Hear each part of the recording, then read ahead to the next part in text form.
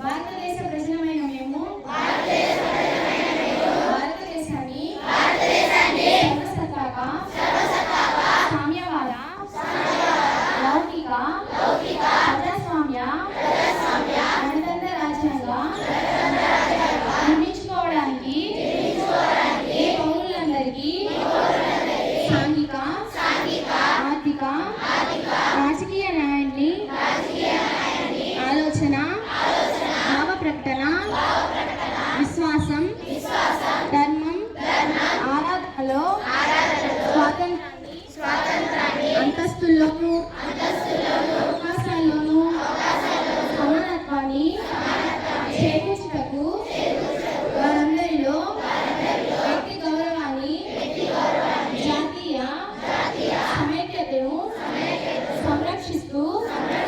సౌభ్రాతృత్వాన్ని పెంపొందించడానికి 1949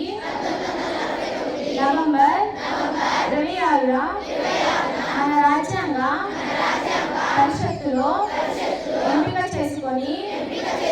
శాసనంగా రూపొందించుకున్న ఈ రాజ్యాంగాన్ని మాకు